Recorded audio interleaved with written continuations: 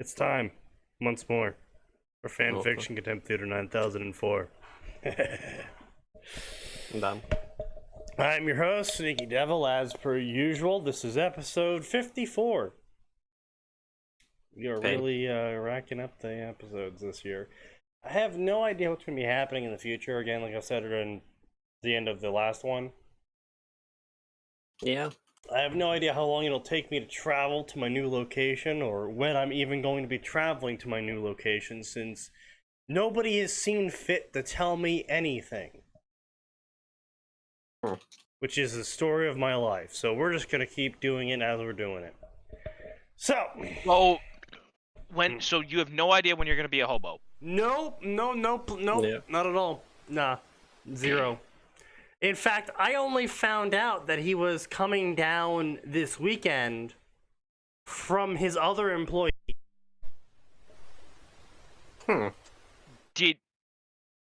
Do you have an idea of how long you're going to be a hobo for? I have not the slightest idea. I see. It's good times. Yeah, great times. Yeah. Unfortunate. No idea what I'm doing. And I'm poor. Yeah! So if you guys are, if you ever wanted to make Sneaky sell you feet pics, this is the time, boys. Oh, Jesus Christ. You know, just for I that. mean, in this economy, In this economy. Indeed. a man's gotta You do what a live man's in gotta do. magic fantasy communist wonderland. Don't talk to us about an economy. Oh, yes, here we go. Ah, yes, of course. That's how this works. It's not like you have money over in Europe. Yeah, true. We So- only, trade in, I don't know, Money. whale oil. Yeah, y'all trade. I was gonna say, I assume it's whale oil and broken dreams. I mean, also, stolen British gold. Stolen Nazi gold. Who stole it from the Jews? Who stole it from everyone I mean- else? You know, it's whatever. We gotta get that plunder somehow. So this is our first story of the night. A Justice League Overlord crossover. Excellent. Atin is going to be our man on the ground, telling us everything about Justice League as the author gets it wrong. Okay, okay, what Justice League? Justice League. So the animated show, right? I have not the slightest idea. Justice League. It just says Justice League. Because there's a bunch of different versions of the Justice League, and I kind of need to know which one I'm dealing with. I'm gonna let you know in a second once we find out. In a world of masks and capes, the DC universe has been trampled time and time again. Although certainties have been fixed, there would be one to settle the raging sea of chaos and bring balance, and his name is Thanos. I'm just kidding. Not Thanos. To introduce the raging drunken idiot of the former clan into the world of heroes and villains.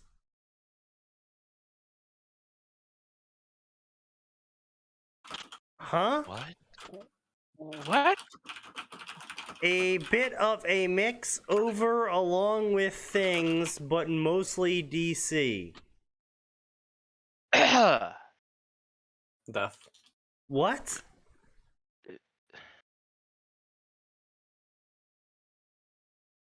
What? This doesn't make any sense, dude. My The brain. fifth line. I'm trying to compute. pic. No, we're reading summary still. Wait. Hang on. Hang on. That author's note.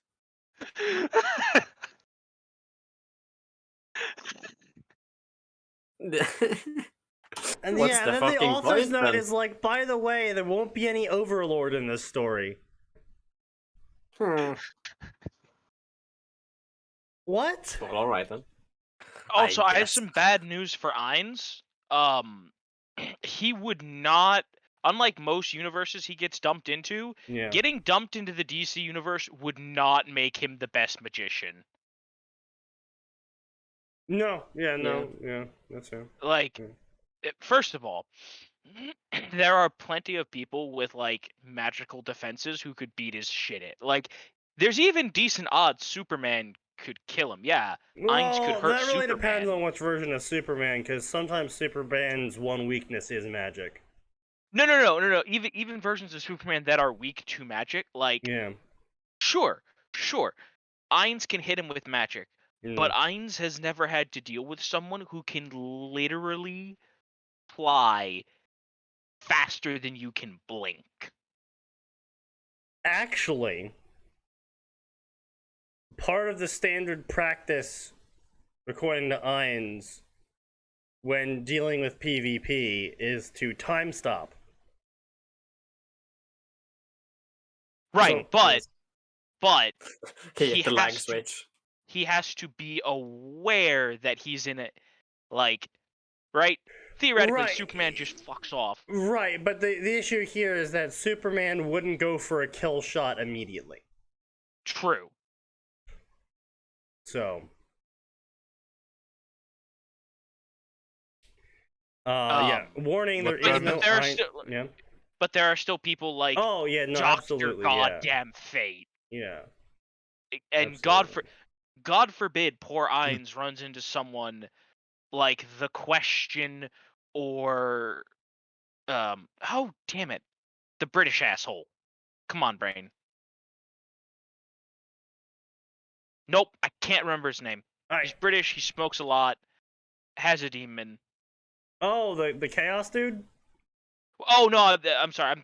There's first of all, there's Etrigan, the actual demon. There's Morgan Le Fay, the actual witch. Oh my god, he's blonde. Keanu Reeves played him. Keanu Reeves plays a lot of people. Yeah, I know. Yeah. It doesn't really help too much. Right, so welcome Max. You are just in time for a Justice League Overlord crossover that doesn't have John Overlord. Constantine. That was it. Constantine. Constantine, okay. Sure, that's gonna go over well. Justice League Overlord crossover that doesn't have Overlord in it.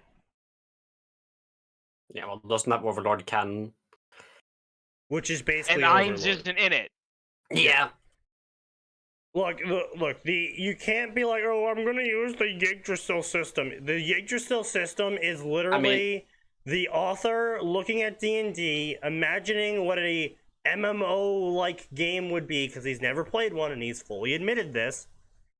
Yeah. MMO-like game would be based off of D&D, and then just kind of quietly But shuffling all of that off into a corner and never talking about it again. Yeah, but that's not what I think the author here is doing. He's essentially taking one of the other supreme beings and turning their OC into that supreme being, and then trying to masturbate to that. Right. Okay, yeah. Because the okay. fucking to introduce the raging drunken idiot of the former clan. Right, so some raging drunken idiot in the former Ryan Sulagon or whatever the fuck it was called. It's possible. Yeah, you're right. But yeah. Now so- I will say, Yeah. you know what? Something I would be interested in seeing. I would be interested in seeing if someone thinks that you can have like Demiurge outthink Lex Luthor. That might be kind of fun. It would be kind of funny, yeah. Cough, cough, damn these filters, blah, blah, blah, toxic streets, stupid soup, blah, blah, blah, feeling thirsty, grabbed a beer. Then he looked at, also, grabbed a beer and he's a drunken idiot. Okay, yeah, nice stereotype there, buddy. Yeah, Sneaky feels offended here. Like, you And, don't, like- look, you have to be an incredible lightweight to become drunken stupid off of beer. Yeah. Or I mean, like, okay, there's technically the possibility of just drinking a truly unholy amount of beer, but like, Well, yeah. if you're doing that, your goal is obviously to just get wasted, and there are far more efficient ways to go about doing that. Author. Right. Like, honestly, the whole, like, hold my beer, I'm gonna do something stupid shit, that's not really even the beer. That's just a guy being surrounded by his friends, pumping himself up for something. Like, Yeah. very Something little stupid. beer involved in guys doing dumb shit. I forget what it was, but there's an actual peer-reviewed study that the more guys you put in a room, the lower the collective intelligence of every male in that room gets. Honestly, I wouldn't be shocked. Like, and it's not like it doesn't like discriminate between right? It doesn't matter if it's a room full of guys with an IQ of 200 or a room full of guys with an IQ of 100. They all get dumber. Yeah. I'm gonna be back later, I think. So see ya, I guess. Maybe. Excellent, he's gone. At least we don't have to worry about curse words. That was always our big worry. Yep. Yeah, it was course. definitely the curse words. Because none of us do that, right? Yep. No, I don't none know of what us the fuck fucking you're curse talking about. ever. You got something to say, Max? Dude, I'd like you to quit fucking swearing, you cunt. I like how How about you? Matt How and about I fucking no? Immediately, we're like, nope, no fucking idea. Well, I mean, it's the low-hanging fruit. Of course, No, we it went is. for it. I still remember one of my most top voted YouTube comments on YouTube. One of mine, personally, not on YouTube, period. One of my most top voted comments on YouTube is actually someone being a cunt in the comments saying, "You shouldn't your swears, think about your children." And I said, "Welcome to the fucking internet, you dipshit." And a shit ton of people upvoted it. Got like a fucking 1,000 thumbs up on that one. It's just like, yeah, pretty much. You swear, what about the children? I'm pretty sure the children have heard worse from their parents by this point. Not only have the children listen, the children found this channel. They have heard worse from the people on the channel. Yeah. So anyway, he's bitching about like, oh my god, Yggdrasil, I forgot about it. It's only 25 minutes to get back in. And so he adapts it on. He had good memories of playing Yggdrasil as the immortal subrace, as a level 100 immortal human. And he looks like an Astartes and the Wow, this is the cosmetics. edgiest fucking. This is the stupidest armor I've ever heard of. Yeah. Okay, buddy. So it's the Astartes Iron Power Armor with molten armor from Terraria aesthetics. It's not even a beaky. What's wrong with you? And the helmet is the EVA from Halo 3. That's like one of the worst helmets. It's just...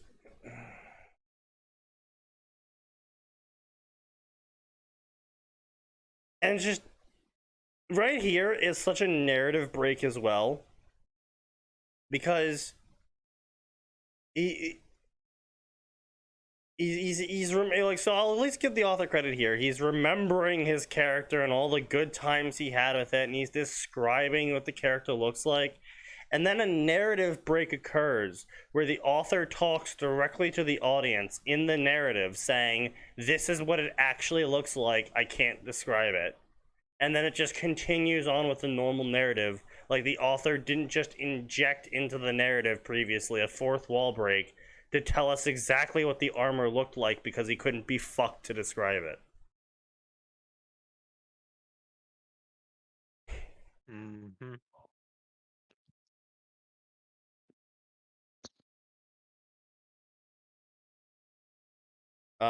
So a bunch of garbage while he's traveling across the world. And about, oh man, I thought you quit. Oh, I didn't quit. I'm just gonna engrave the last moments of Yggdrasil. Times changed. Yeah, man, times have changed. And he's like talking to... Basically, the author is trying to set up, you know, how the guild fell apart and how they all went their different ways. And there's no Nazarick. There is no. This is literally has nothing to do with Overlord besides the generic MMO setting in it now, which, as I was saying before I was interrupted, it's literally generic ass MMO garbage. The author literally himself has said before that he's never played an MMO, he doesn't know how MMO plays, and he mostly just, Bullshits. in his words, on the page, not in an interview, he literally includes the information that you would expect to find in an MMO, like a character sheet and levels and shit, said it exists and there's stats, but never actually includes any of the stats, and never really includes anything, and he's just like, yeah, it happened, it existed, and it still exists, but we're never going to talk about it again. And it's only going to come up like 3 more times, period, ever. And that's the author recognizing that they don't know anything about the subject they're talking about, so they try and talk about that subject as minimally as possible. Shocker. So there's no point in using Overlord.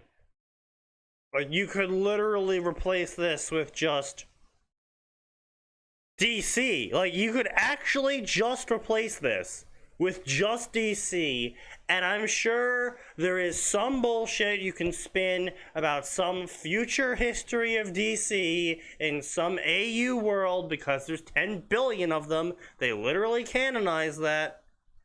Of literally every AU that could have ever happened did. And you could have spun it in some way of, you know, fucking some game that you were playing, and this is your character, and then the game shut down, and you were magically, because magic exists in DC, and you were magically sent into an alternative world 200 years in the future or some shit. And it would have been completely in line with DC. Now, would it have been good? Maybe, maybe not. But it would have been completely in line with DC. There is no point in using the Overlord tag besides to try and get people from Overlord to read your story. But that clearly failed since you only have 180 favorites, and DC is kind of a major fucking section on this website. So, congratulations, author. You're fucking dumb. And if you were trying to get clicks, you did the opposite.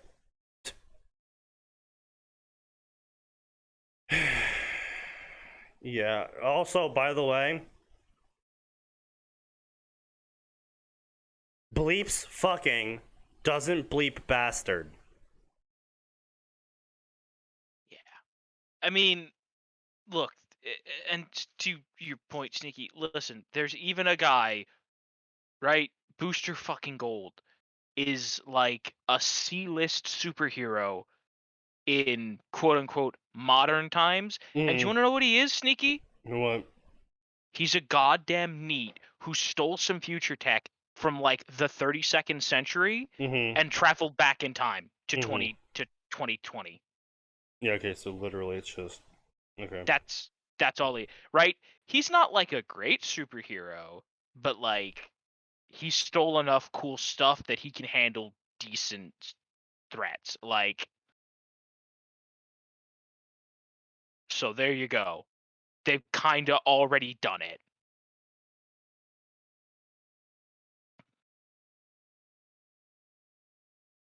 It's just, I know, but like that's my point though. Is like, I'm sure if you are fucking enthusiastic with DC enough that you're gonna be like, I'm gonna write a DC fanfiction, assumedly you know enough about DC that you would have realized that you could probably find something in DC to justify this. Or, you know, twist something in DC that already exists to justify it. It's not fucking difficult. DC and Marvel are the two most AU prolific fucking industries. Like, they make piles of money off AUs.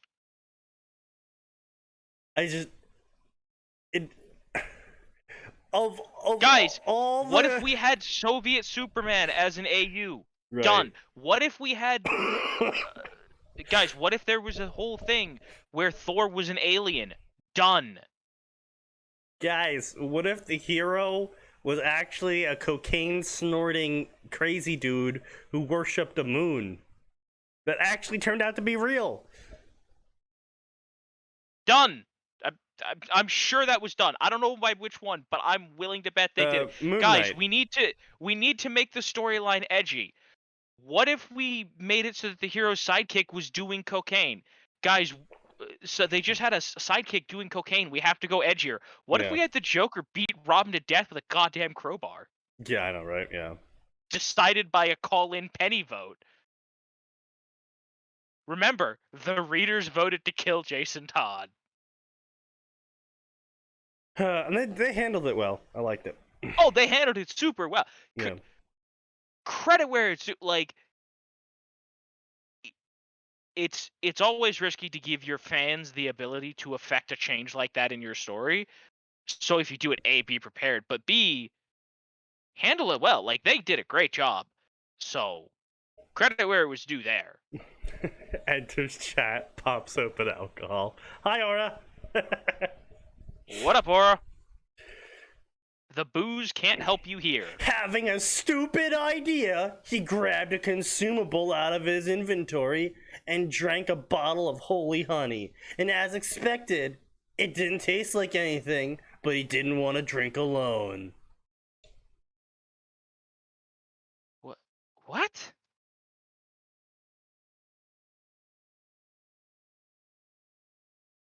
It's just, oh my god, there's so much fucking... The voidness of nothing, where nothing existed, but there was the presence in the void, and in the void a normal mortal might have gone crazy, but this was no mere present in the presence. This is the presence of presence in the void.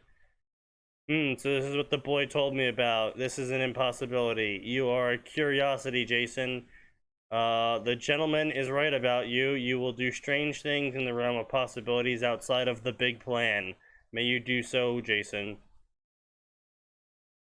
Just... Boy, that's fucking stupid. Yeah. I'm know what? assuming One you of the know best about things- this void presence thing.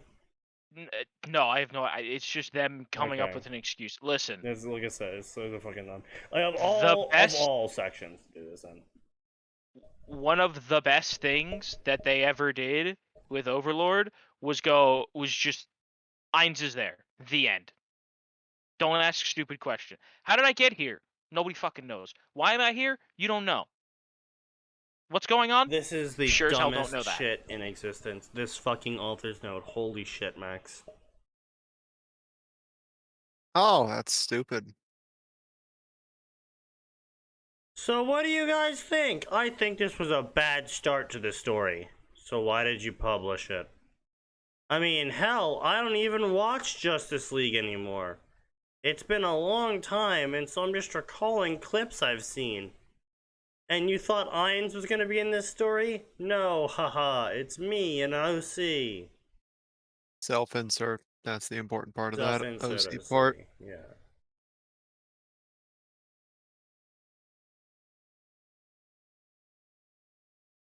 I just...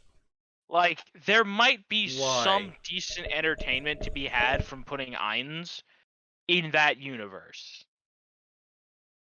But mostly it would be Ainz going, oh shit, I am not the cock of the walk. And all of his minions going, our supreme being Well, is not supreme I mean, yeah. in the slightest. Well, the thing here is that Ainz always knew he wasn't hot shit. I know. Yeah. But my point is, like, right, oops. He's nothing in this universe, right? Yeah. And the thing is, honestly, it really wouldn't make a good story overall, because the main draw of Overlord is Ainz underestimating himself and what he's capable of doing, underestimating what him in relation to the world is. So, like, for example, Grasp Heart. In the game, it's a massive damage to high level characters and instant kill the low level character's spell. In reality, when he ends up in reality, outside of the game, it's an instant kill spell no matter how strong the person is, because it's really hard to live without a heart. And the juxtaposition is that he still treats it as a weak spell, even though in reality it's a one-hit KO, because all of his knowledge is built upon the idea of the game logic. And so even though he fighting knows, other people at his level. right, and even though he knows he's not in the game anymore, he can't let go of that logic. The author actually does a really good job of this. Like, he can't let go of this logic because that's just so ingrained into him from how long he's been playing the game for. And he's constantly around things that remind him of the game, so there's no real opportunity for him to break out of that logic until shit happens that makes him go, hold on a second, that's weird, that's not normal, that's not like the game. I was just say, the best example of that kind of thing would be like, Magic Missile is a level 1 wizard spell in D&D. Yeah. Magic Missile is one of the most useless spells most of the time. Yeah. But when you remember that, like, the level 1 commoner, which is what, like, every single human being on Earth would be, Right. has, like, a grand total of 4 or 5 health, Right. Magic Missile is fucking terrifying. Right. And if I suddenly became a level 1 wizard, I'd be like, I'm a level 1 wizard. This is shitty. And then I would, right? I get attacked. Magic Missile. Oh, that person's dead. Yeah, evaporated. Yeah. Yeah, and that's what makes Overlord interesting, which is why an Overlord DC crossover isn't interesting. It's why an Overlord Marvel crossover isn't interesting. Because if there is people that are just genuinely smarter, and that's the other thing, is that because Ainz has a position of strength, all of these plans that he makes are not it's not comedy of errors, because he's not making literal errors, but it's a comedy. It's a tragedy. Yeah, I guess you could say, yeah, I guess it's a tragedy from the theater perspective, because we, the audience, know that Ainz massively outclasses the people he's trying to make these complicated plans around. And the people, we also get the point of view from the people occasionally in Overlord stories and in canon Overlord, of how they view Ainz as this, like, literal person you can't even fathom or plan around, and how he's just such a fucking force of nature, there's no point in even fighting back. So all of these really complicated plans end up working out really, really well, because the best case scenario keeps happening, because everyone else's interpretation of Ainz is completely different from Ainz's interpretation of Ainz. Yes. And in stories like Marvel or DC or any other stories with really high power characters involved in them that wouldn't be able to, like, just say fuck you to spells, or be better at spells than him, would be very poor stories, because Ainz would be outclassed, actually, and he's not that smart of a person. He doesn't have the wisdom of a 10,000-year-old being. He doesn't have the magical capabilities of the avatar of magic itself. And so he's not the literal representation of order. Right.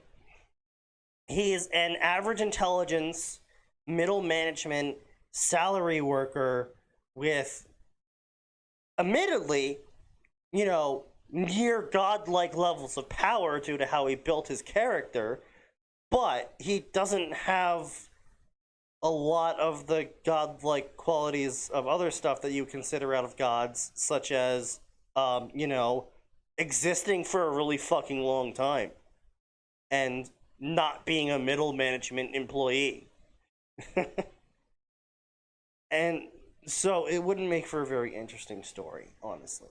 Now, stories like DxD, interestingly enough, in my opinion, they can be written in that way because there is no character in DxD that is just like actually on the representation of order and therefore I can't die, so lol.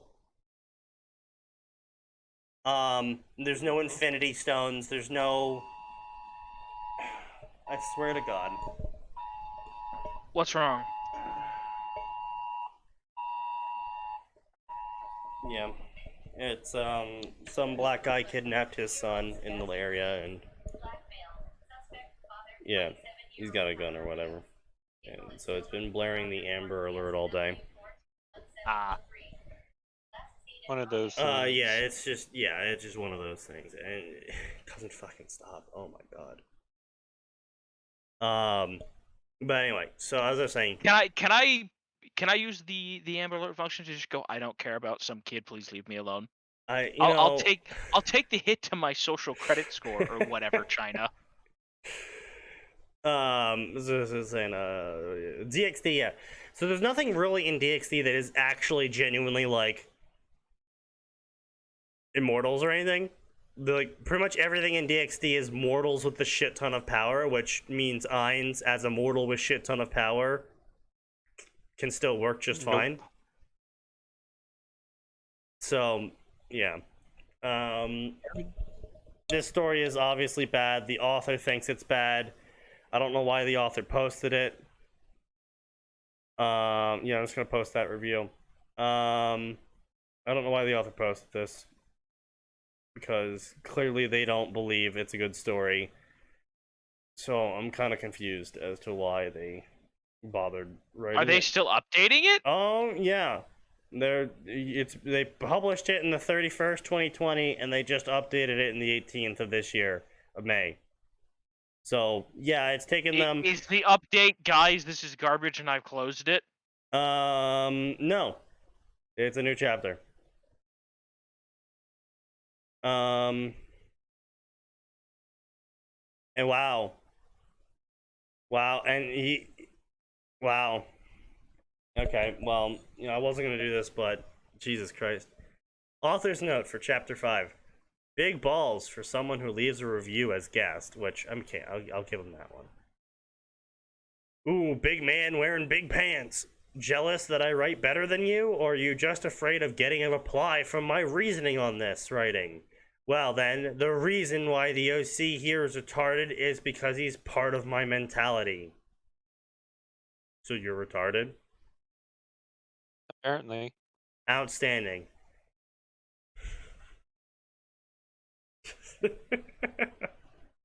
Hey, he straight shit wrote that. I mean, you know what? If the man's admitting it, fair enough.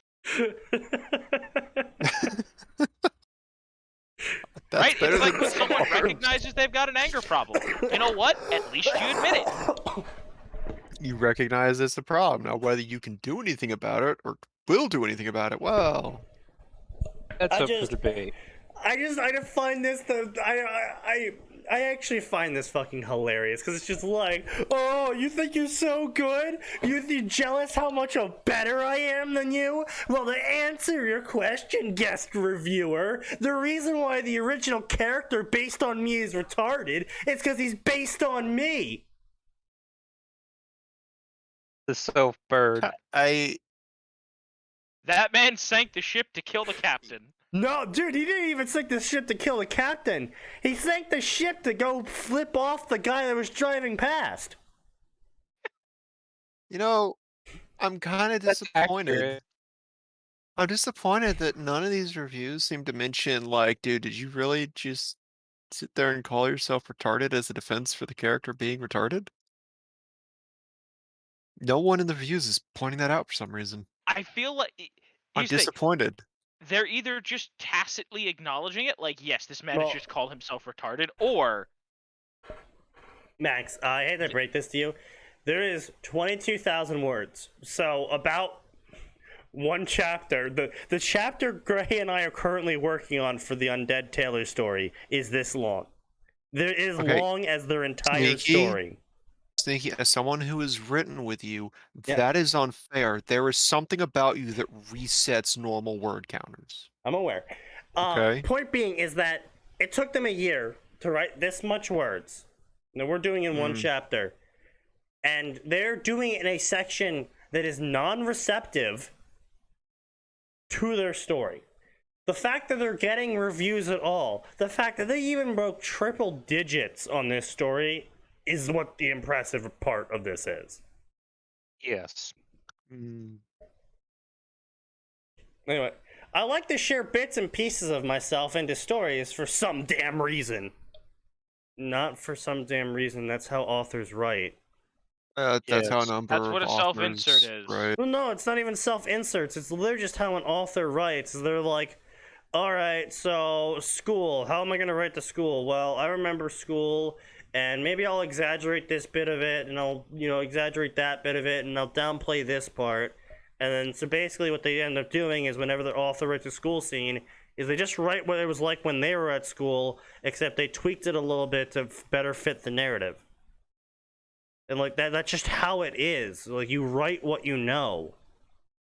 Because it's really fucking obvious when you don't write what you know.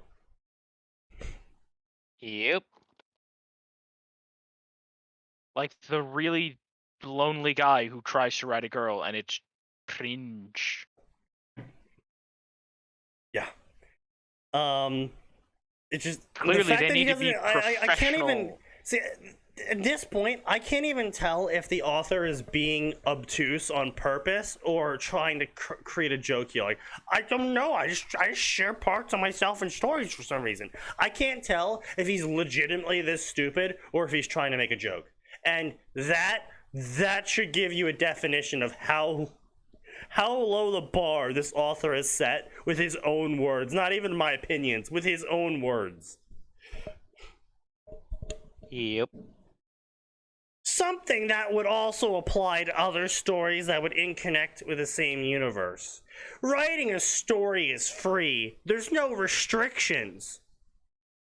No, there's actually plenty of restrictions on writing a story, because when you write a story, the purpose of writing a story is to share it with other people. Shocker, I know. It's what it is. Nobody writes a story and goes, yes, now that I've written this story, I'll make sure no one ever sees it. No, come on, be fair. There are some people who absolutely write something and then go, I must never let this see the light of day. Right, but that's not that's a reaction to their opinion of the story. That's not the purpose of the story. They're not writing the story to I purposely understand. never show apologies. anyone it. Yes. It's just so there is restrictions. When you're gonna tell a story to someone, I'm gonna go out on a limb here. When you want to tell somebody a story, the hope is that they listen to your story. And by listen, I mean watch, hear, read, etc., etc. I'm using listen as a Consume the general. media Yes, in some they way. consume the media that is your story. Yes. And that is the theoretical assumption I feel safe making here, is that when you are giving someone a story, you are hoping they consume said story. So typically you want to tailor your story with certain signifiers and modifiers and styles that would make them more likely to consume that story, such as a horror theme or an adventure theme, or maybe it's a romance theme. One would assume then there would be restrictions on such themes to make them quantifiable. I'm being an overly sarcastic asshole because this person's being a dipshit. You? Nah, never.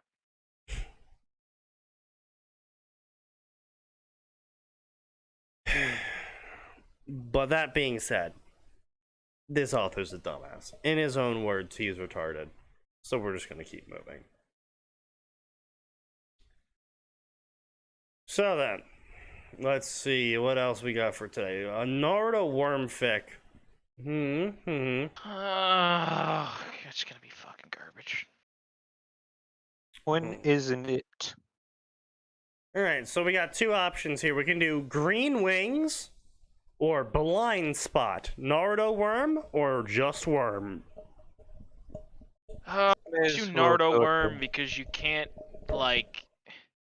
Look, the worm stuff's never good. Who knows? Maybe there'll be a smash hit waiting inside Naruto worm. Spoilers, there won't be, but a man can dream.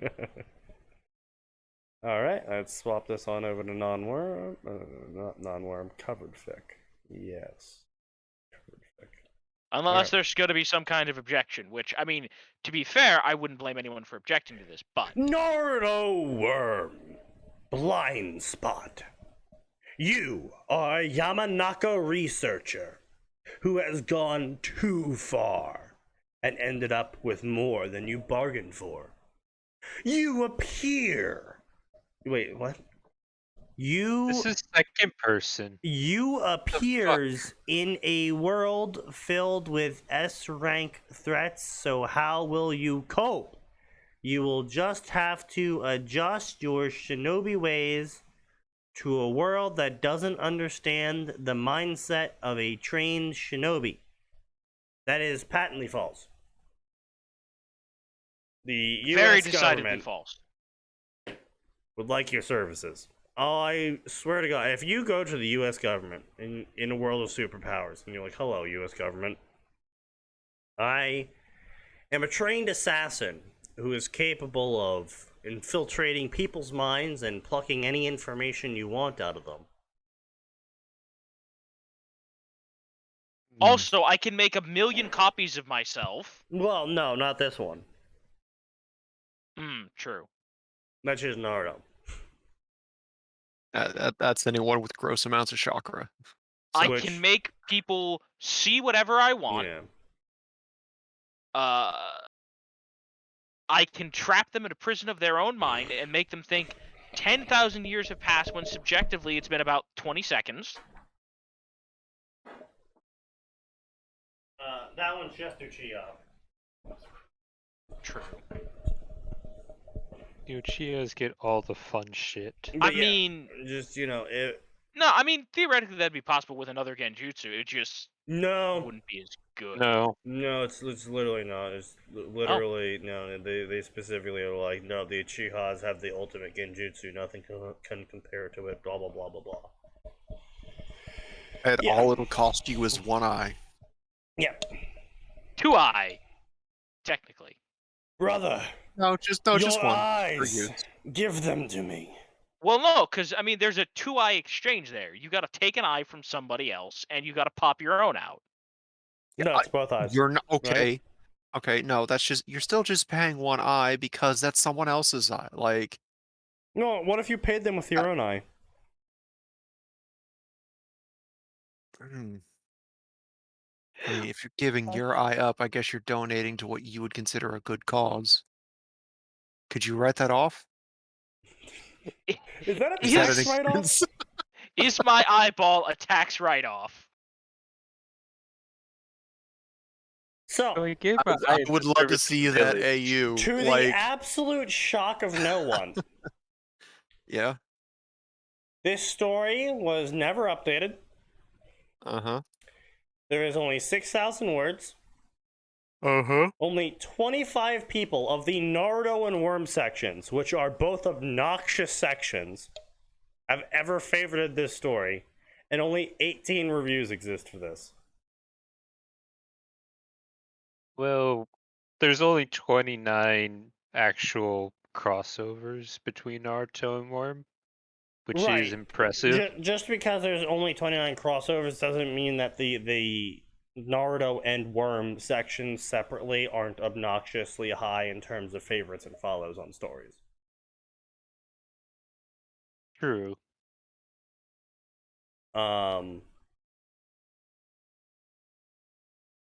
I think I'm gonna report this chapter. Yeah, Why? because it's illegal. Ah. Oh wait, is this meant to be a CYOA? No, it's a second-person story. Oh. Oh yeah, that is. Oh yeah, I guess those aren't allowed. Nope, not allowed. Oh, Well, author's hey, at note. least we saved some time today. Oh, Sneaky, did you see the author's note? I'll get to it in a second. Wrong category. Where's the perspective? Oh, yeah, not allowed. Second person.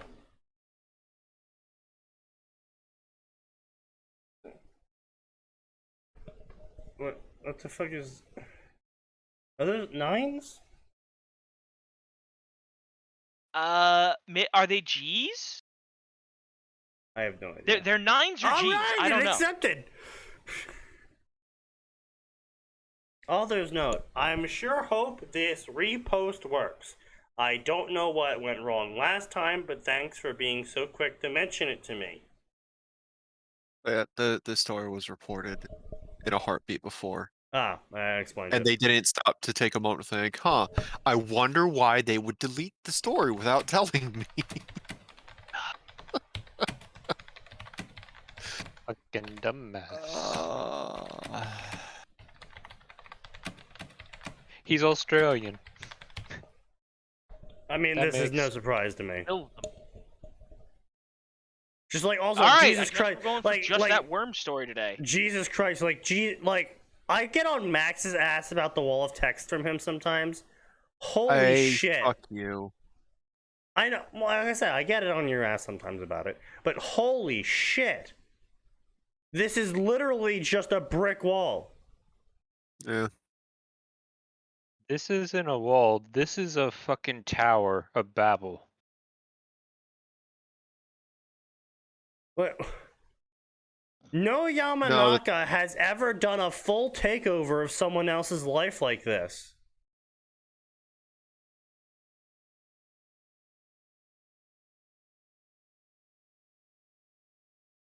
What the fuck? I'm sure there's been at least one. It's just no. I mean, that's literally the most basic technique of a Yamanaka. Like literally, the first technique they teach their kids.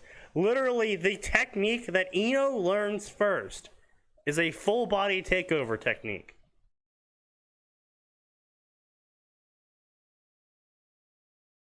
Which also includes the mind. Like, the whole reason why Ino was ejected was because there's two personalities in the mind, because she was puppeting the original Sakura personality. And then the second Sakura personality punted her out. Which is a full mind and body takeover technique. Literally, that's the first technique. And it's considered the first and weakest of the techniques because you can die while doing it if the person you're controlling dies. Yeah. I think there's also a matter of like, by the way, if they're What's stronger the than upgraded you in version? some way, we I can haven't make you stab discussed. yourself, but I can't die from it. Yeah, that was the other thing. It was a contest of chakra, your chakra versus theirs. It was a slow-moving technique, and if they dodged it, your soul would basically be outside of your body for a bit, so you were left in a very vulnerable position. Which yeah. is part of that. Which was part of the Ina-Shika-Cho trio of like, Shikamaru, the Shika will lock them down, the Ino will hold them in place a bit further, and then the Cho comes in and completely obliterates it. Yeah. Like they Cho work as causes trios the consistently Shika. because they play off each other so well. Yeah. Also, Sakura literally only got caught because she didn't know what the fuck she was doing because they're Genins. They don't know these high level techniques yet. Also, Yeah. she was a civilian, not Also, yes, a clan. she was a civilian. Yeah. That was part of the problem. Yeah. Oops. Turns out the clans have significant advantages over the civilian trained ninjas. Whoops. Who would have thought? Wow, who could have seen Wait, that one coming? wait, the trained murderers have an advantage over the not trained murderers? Crazy, mate! Turns out generations of a family business gives you a distinct advantage in the world of assassins. What? No way, really? No. Yeah, by the way, I'm still worried that, like, Eno never addressed that with Arch. Like, do you need to talk about the fact that you have a split personality? Like, you need some help. That was never mean, addressed again. Yeah, no, it was never Because addressed most people again. would be like, this person who's my childhood friend, who I still love dearly, even if they're a rival in love, do you need help? Technically speaking, Just you the could word. technically speaking, Max, you could say that it was addressed off screen because Sakura's personality did change quite a bit between. Oh, yeah, going from Kids then into and Shippuden, adults, like, there was... yeah. Yeah, well, getting Shippuden, it's pretty clear that they kind of merged. Yeah. It's just that thing of, like, Oh, man, I really there's a would have... fucking horror story Oh. for you, Max. There's a horror story for you. You know, one day, notices, post Chunin exams. One day, notices Sakura acting a lot like the inner Sakura she found, and she's the only one that realized that inner Sakura has taken over and caged up outer Sakura. Oof. I see.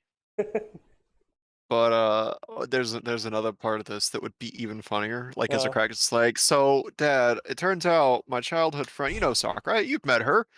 She has a second personality. Dad's like, oh shit, she'd be really good for infiltrations. They can't interrogate her. She has a freebie.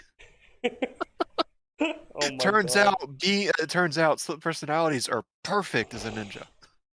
Well, I mean, I suppose it could be, but the thing is that the danger with a split personality and used in that way would be the going native aspect of it.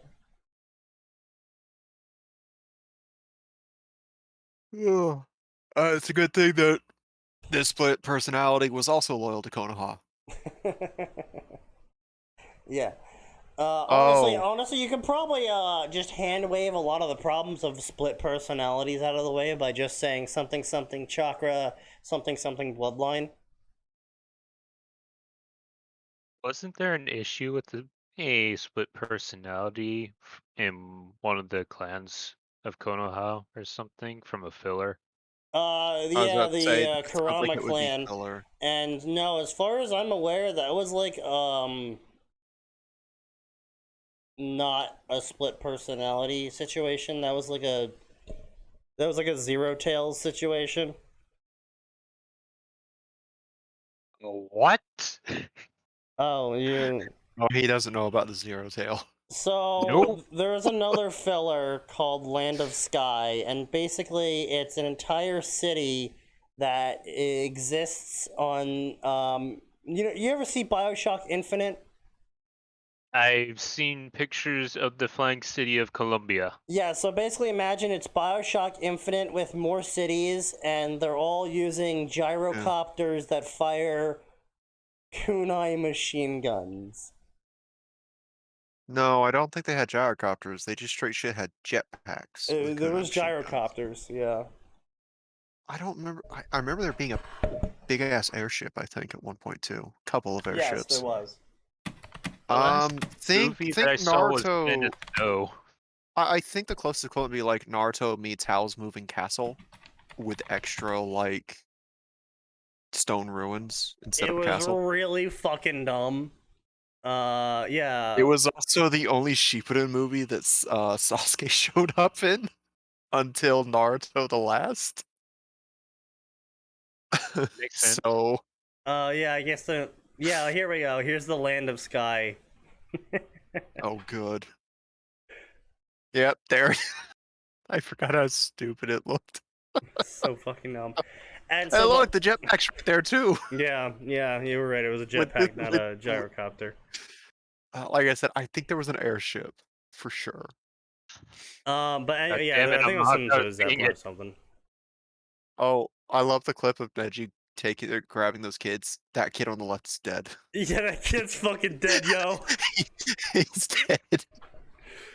So anyway, the Land of Sky, they had a power source at the center of the Land of Sky that fed off of negativity, literally. And it turned the emotion of negative emotions into chakra, which they then siphoned off of it and turned the chakra into electricity and shit for the entire city to float and crap. Boy, they must have loved the Fourth Great Ninja War. Yeah, and so it was called the Zero Tail. It was an artificial chakra creature or something. Yeah, I've got the wiki pulled up. Apparently, it was supposed to be a leech. I just thought it was a weird looking snake, but the leech makes more sense now. Yeah. It was really stupid. Apparently, according to the wiki, it was a malevolent spirit created by dark thoughts and feelings of downtrodden people. So I guess it's the Yeah. closest thing to a grim Naruto has. Yeah, so Careful not anyway, to cut yourself on that edge there, Naruto. That's actually the closest equivalent I can think of right the now. Kurama clan was a similar situation, and where it wasn't actually a separate personality, totally. There was other shit going on there with that. The only thing that it reminds me of, Yeah. or rather, the only reason I'm reminded of that is because of Orb's crap from way long ago, because he used Yeah, I know. that Yeah. character a lot. Yeah, I know. Yeah. So anyway, this is Fate Stay Night and High School DxD. Called, creatively, Pendragon at Kuo. V2. All right. Oh.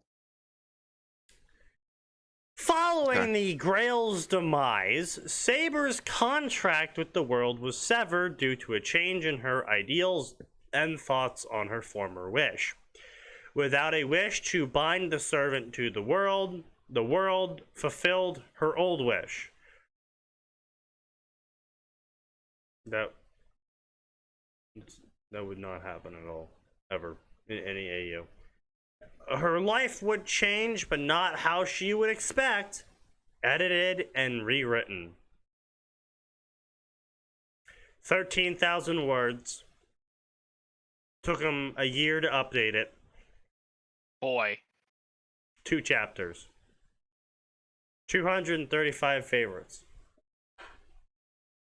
Author's note. I rewrote quite a bit of this series and fixed up a bunch of mistakes with the dialogue. The chapters will now be condensed into one large chapter. Oh, boy. Literally smaller than the shit that Gray writes on his own for one chapter. Bruh. Will be condensed and a new chapter is in the works. Sorry for the lack of updating, but here we are. Okay. With no wish anymore, Saber's contract was released with the world. I'm not sure what that means. I understand what he's trying to say, but that's not what he said. However, this was not without one last thing in the world's sleeve. What? What? Why is Gaia trying to fuck over Saber?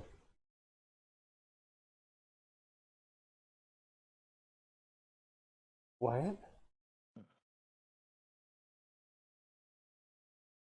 Oh, yo, we're getting Kill Team back in 40k. I might have to buy some miniatures since now I could play a game of 40k without spending $10 billion. She wasn't allowed to rest in peace. If anything, she was more or less forced to keep going onwards, but in a different world away from the one she was familiar with.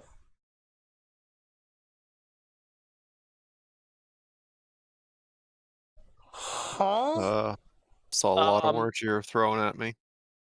Apparently Gaia really hates Saber, I guess. That's all I'm really getting out of this. Yeah, I'm really confused by this, because if Saber's contract with Alea is broken, then she dies and history doesn't change. And that's it.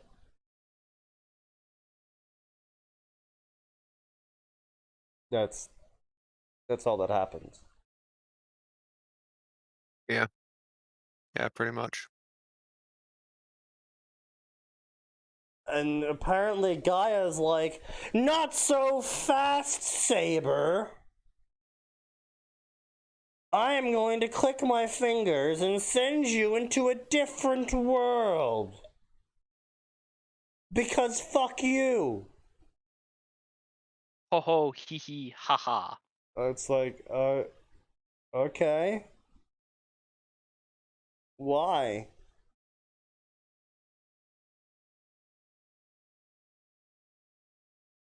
The world can truly be cruel. Lifting her head, Saber looks around trying to assess her situation. Only able to draw a few conclusions. She just sits to ponder on what to do next. She just sits? Why see. just?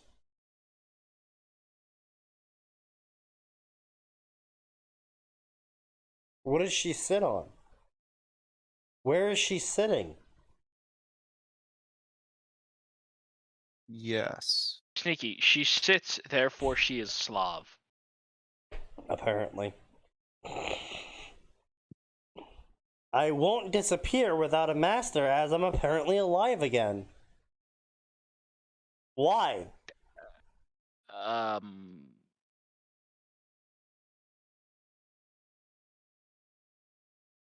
Like,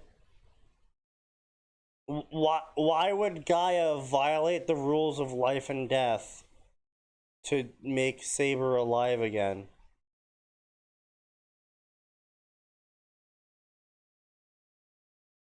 Just out of spite. Like, now you were gonna die, but haha! Now you're alive again!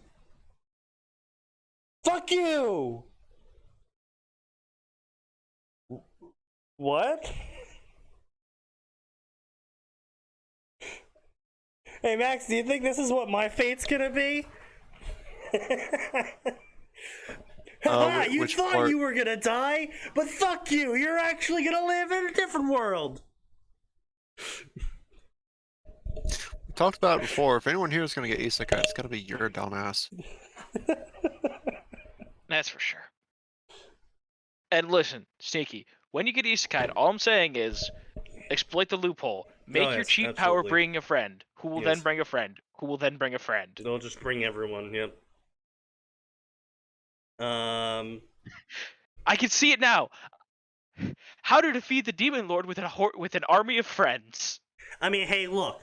All I'm saying is that technically speaking, if you have 200 commoners, you can beat the level 20 god to death.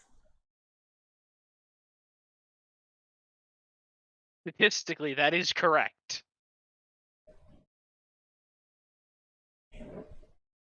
I won't disappear with blah blah blah. The mana in the air is high.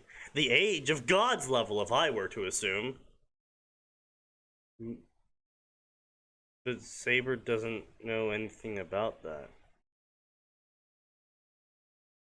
Why?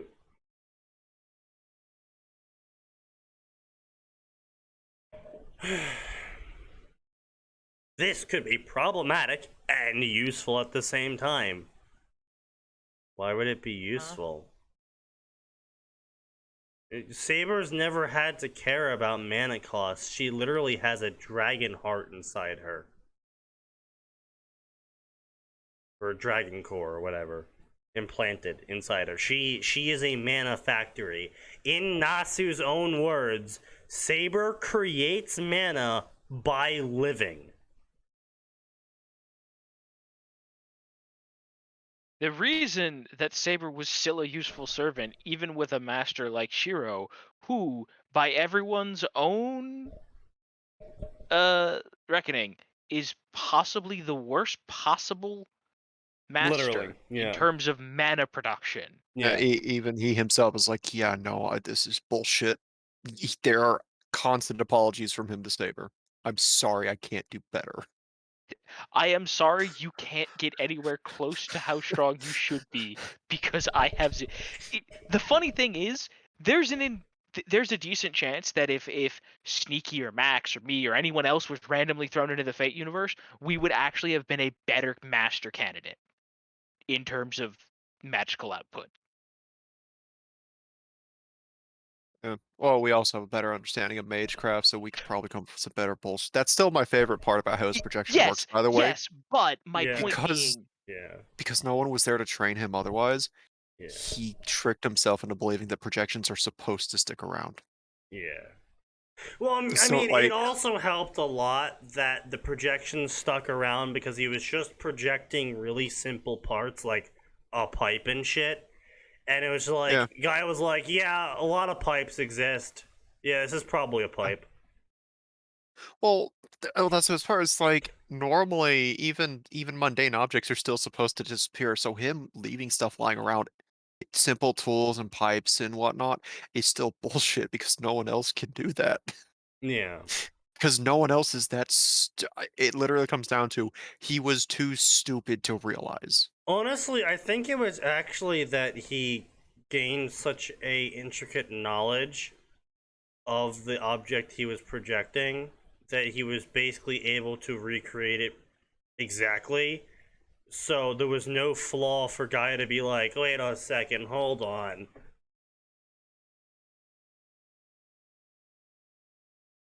You know what I mean? Because I don't think we ever see any other mage ever doing structural analysis. I know Rin says, "Oh yeah, everyone knows how to do it," but I don't. No one's ever mastered to the point that Shiro Yeah, did. no one's ever Yeah. mastered it. No one's ever actually like Well, done it. I wonder. Okay, And this is also probably another not part of thinking Shiro's it projections through. that we have to keep in mind is he also projects experience and understanding of what a pipe is in the existence of a pipe onto the pipe when he created the pipe. true. Well, no, that doesn't happen. Either if it's the Fate route, it doesn't happen for 10 years. If it's the UBW route, it doesn't happen until he accidentally traces Byakuya and the other Concho. Right. Because that's when he learned that's when he learned the upgraded version of Trace. Like before that, it was just understanding it. After that, it's like, oh wow, this pipe was made by some poor schmuck in a factory 10 years ago. As Right. opposed to this is Well, a pipe. I'm pretty sure he always actually knew. No, like not to that I degree, don't- but I'm pretty sure I he don't- I always don't- like understood them. Maybe it was subconscious, but it's never really Yeah. shown in the light novel or in the visual Yeah. novel like that. Yeah. This is also something that's probably not. I'm sure Nos didn't think about this. I wonder if part of it is because he was creating a new circuit every time he did it by converting his nerves. Yeah. I wonder if that helped because he technically would have to understand how his nervous system works to a ridiculous degree. Like Yeah. Yeah. when he tells Ren what he's been doing, it's like that's really stupid. You could have died any Well, number of times. I think it is mentioned actually that due to him doing that, he gained a really high understanding of his own body, which is why he was able to push himself so far with reinforcement.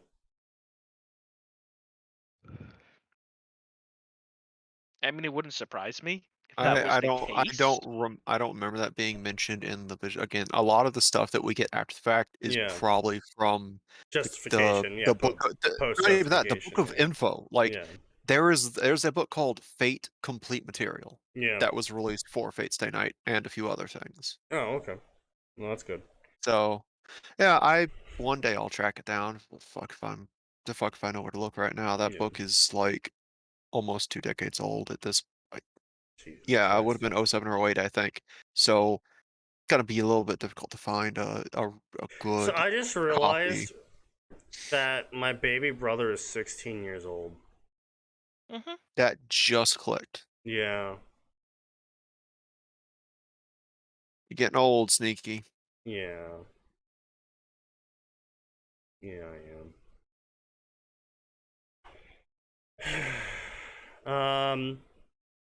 Yeah, so anyway, I don't know why it would be useful. The point being is, I don't know why it would be useful for Saber to be in the Age of Gods, because she's a mana factory. She's not dependent on the mana of the air.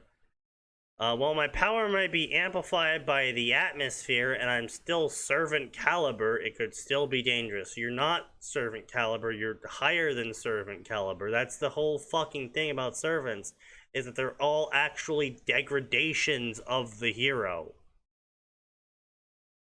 Now, admittedly, some servants are empowered by this, such as Billy the Kid or Jack the Ripper, who were very much mundane people who got amplified into heroic proportions.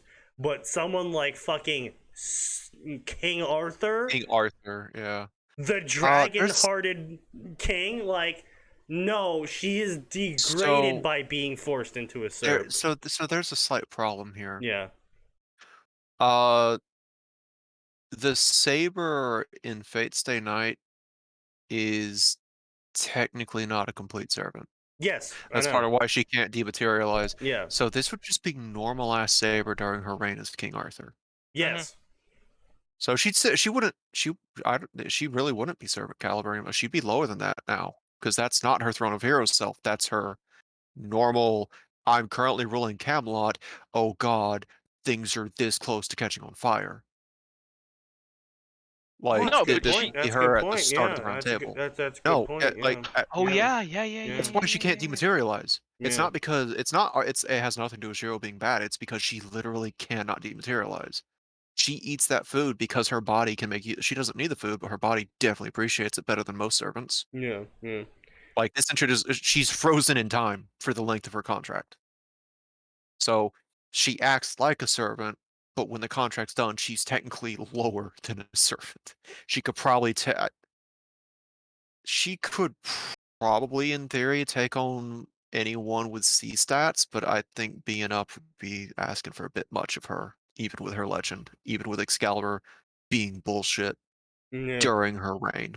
It's just, yeah, like, honestly, the author clearly knows nothing about Fate. We've established that quite firmly. Or they've only watched the anime and that's it. The anime does not explain this aspect of Saber, because it's not important in Unlimited Blade Works. It's not important in Heaven's Feel. It's not important in the weird Dean animation where they mashed all the routes together. So everything that was important was kind of thrown out the back. And all we got was the climax points of each arc. No, this is true. Also still referring to her as Saber, even though she isn't Saber anymore. She should be referring to herself as Artoria now. Crowds of students, it's nearly dusk, I'll have to find a place to sleep. Worst comes to worst, I remember a tree. I don't have any money. But also, just another point of fact, shouldn't she remember literally nothing? No, that's part of her contract with Alea, is that she technically never made it to the Throne of Heroes. And for as long as she's being summoned, it's actually going to be literally her instead of a Throne of Heroes, version of her. Yeah. And when did she make this contract? Because again, I haven't played the game. During Mordred's betrayal. Yeah. Okay. Yeah, that's why she remembers what happened in Fate Zero, is because it's literally her. Gotcha. Yeah. For her, it is a continuous memory. Okay, so every time she's getting summoned, there's a time stop in whatever's happening in Camelot. No, there's a time stop for her. So Camelot is frozen in time for her, essentially. Yeah, technically speaking, Camelot's been frozen in time eternally, but history sort of went forward. So Saber is not on her deathbed. It was just like, shit went down, shit was bad, and Saber was like, fuck, man, I fucked up. I'm such a goddamn awful king, and Alea comes forward and is like, I heard you want to make a deal, and Saber's like, yeah, let someone else be king. I don't want to be king. I was a terrible king. And Alea's like, well, I can only do that if you make a wish on the Holy Grail. So, in exchange, you be my champion, something, whatever's, and I'll put you on the throne of heroes, and then you can make that wish to never have been the king. Gotcha. When you win. And so whenever Gotcha. she gets summoned, she doesn't actually get summoned from the throne of heroes. She gets summoned from this like frozen moment in time when she's talking with Alea to go try and win the Grail. Gotcha. Yeah, and so a lot of Saber's memories are chronological to her, but it literally could have been like there could have been an instance where she was summoned for the Fuyuki Fifth War, and then got summoned back for Fate Zero. And it's like, oh, I recognize you. You're the man that the orange-haired boy always talked about, or I some should shit. kill Like, you. Or not you. Chicken. Like meets Rin, meets Kotomine in the church. Oh, oh I yeah, know who you are. You should be dead. Oh wait, it's actually we got confirmation that she remembers Zero before she remembers the Fifth Grail. I know she does. I know, but I'm yeah. saying in theory, though, Yeah. it could have ended up like that because her could've. memories continue. Her memories just continue. Yeah. By the way, does this mean there's is there a high likelihood that it is 100% Saber's fault that Shiro even thought to make a contract during his lifetime? Because he also made a Yes. contract while he was still alive in Yes. Alaya. He actually learns about that from Saber. I knew Yeah, that because part. the Shiro we see in UBW and Heaven's Feel is, I don't even know if it's Fate-verse. presumed. At this point, it's all but purely confirmed that was the Fate route Shiro, Yeah. including the whole I knew about Saber not being a full servant. I knew about Alaya. I knew about contracts. Yep. Yep. So yeah. Good job, good job, Saber, giving us the best tsundere of Fate. Ma'am, are you okay? Why are you in a tree? I guess I'm okay. I just fell out of a tree. I didn't anticipate anyone waking me up. And someone looked at her with suspicion. Well, you're sleeping on our school property. Well, in that case, I'll leave. I'm sorry. Okay, so sorry. One last chronology question. Let's pretend that for Yeah. whatever reason, so first of all, is it just Saber, or would alternate versions of Artoria, like let's say Artoria got summoned It's as a just Lancer in Saber. Fates? Okay. As far as we're aware, it's just Saber. Is it possible that Lancer Artoria is like that? Maybe. But again, when you start getting outside of Fate Tonight, things get even weirder because the rules are kind of followed, but they're we also know bent. that actually Lancer isn't like Saber because Lancer's She's a AU different- is that yeah, she's she a different never version. cast aside her lance, and so different events occurred, and Yeah. so the Yeah, situation that she held on Saber to ended up Romania. into never ended up for her. So I'm looking forward to getting to the point in Arthurian legend where Rungaminiad gets mentioned, just so I can understand a little bit more about that. Okay, so Yeah, it's a slow read. yeah, ignoring that, Oh. yeah, I know. so like if for whatever reason Yeah, some servant got resummoned from 0 right. to Fate's just normal Fate Stay Night, Mm. Artoria would remember, hey, I beat your ass in the last Grail War, but the other servant would have 0 memory of that, correct? Yeah, basically, Yeah. a copy of them is summoned from the Throne of Heroes whenever they get summoned as a servant, and then they're like... And then once it goes back, Yeah. the memories go to the copy, but every time a new one gets summoned, it's just a copy. Yeah, so basically there's going to be a base state from how I remember from the extended media that I've consumed in the past. There's basically a base state. So say you have I don't know, Iskander, right? Iskander, when he gets summoned, he's going to be reduced down and fit into a servant class, say Rider, and everything that doesn't deal with Rider, part of his legend, is not going to be available to him. And then when the Grail War is over and the copy dissipates, he gets the memories on the Throne of Heroes. But then if he ever gets summoned again, it's that same version that was originally summoned that gets summoned again.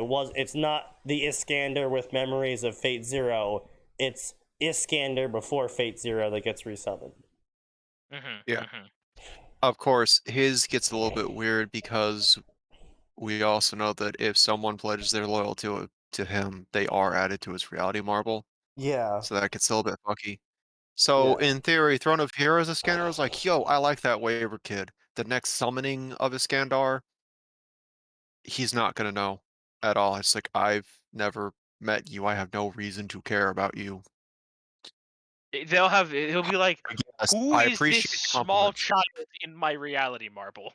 Yeah. Now on the upside, because it's Iskandar, Well, no, it's they'd be like, actually oh, thanks. it's actually interesting because it's his reality marble, and his reality marble is his soul, and Iskander's reality marble, as far as I was aware, was that he does personally know every soldier in his reality marble.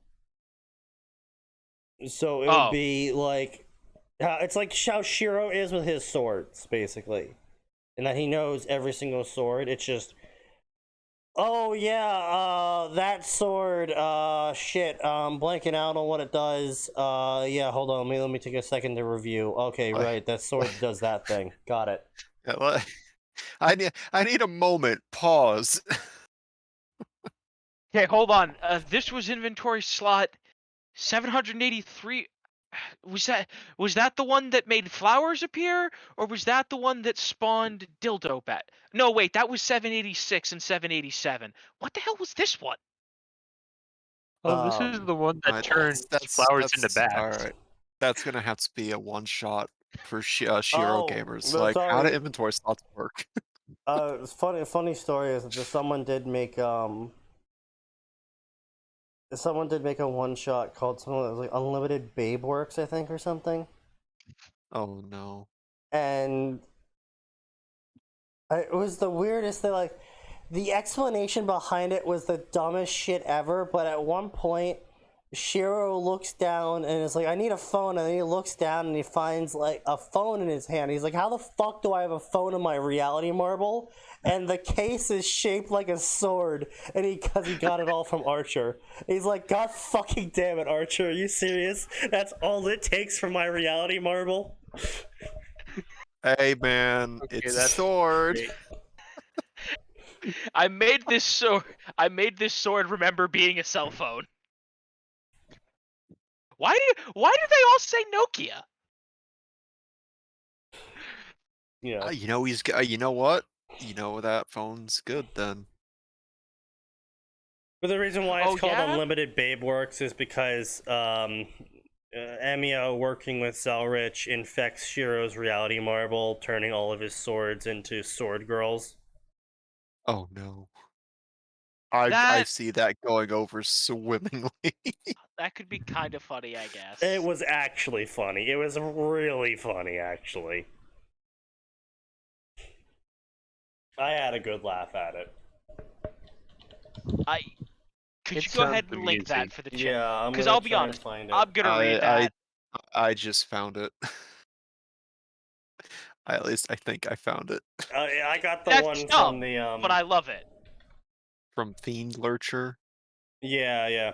It's got its own TV tropes page, so. Oh my Oh god. boy. That's how you know it's good. Yeah. I don't like this story art. Yeah, I don't you like know it. it. Yeah, you know That's it. horrible. Yeah, you know it. Oh god. I hate that. I hate it so much. Oh. I have What to. the fuck? What is that? What the fuck? It's such a great story.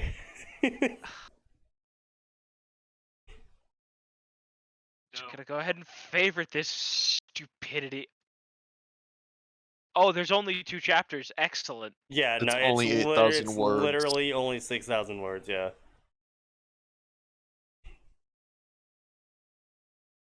Good.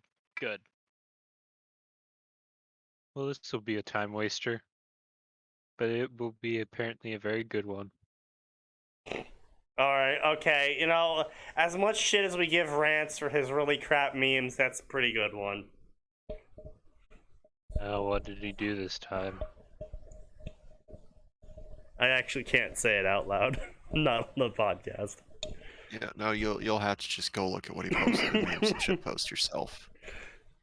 That could mean anything in the last 2 hours or whatever. Literally the last post. Okay. I don't understand it, but I will wait. Let's see, blah blah blah. So you have a place to live? Yes, I don't have a place to live. Keeping an eye on this girl is for my benefit. It's not every day someone just sleeps on school grounds. Okay. This would explain the unusual presence I felt. Considering it's my job to watch over students for safety, I also need to get information on her. And so Sona's like, yes, I shall give you a place to sleep, but in exchange I shall dissect you.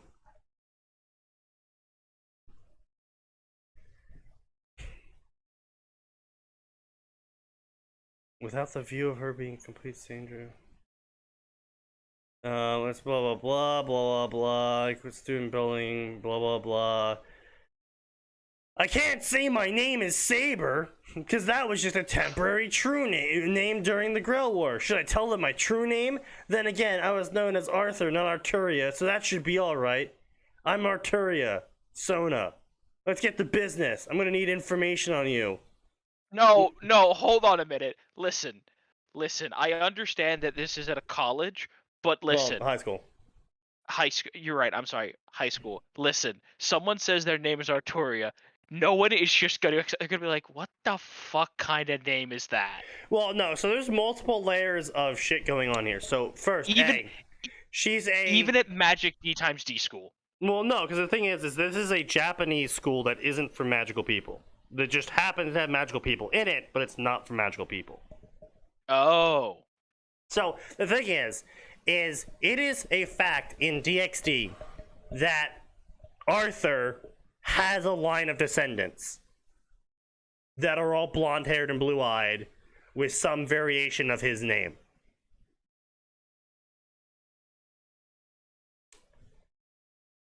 Secondly, Hero descendants. Woo. Secondly, in DxD, she's in fucking Japan. She's a blonde-haired, blue-eyed, British-looking woman in Japan who is a teenager who is emitting a large amount of magic. A blonde-haired, blue-eyed, magical British teenager named Arturia in Japan, next to the Devil School, which is the only location in Japan with devils. Yep. This is literally the most suspicious thing possibly happening in Sona's life in the past 5 years. Yep. Also, wait, doesn't this mean that at some point she's going to meet the Arthur descendants, the descendants of the real King Arthur? Yes. Prototype Arthur. Yeah. Presumably in this universe, since there's a crossover. LaFay and Arthur. Yeah. We are descended from Arthur. And she'll just go, wait, no, you're not. See, that would be assuming that the author was capable of writing comedy. Because, yes, it would be very amusing for her to meet descendants of Arthur. They go, we're descendants of Arthur. We're blank Pendragon.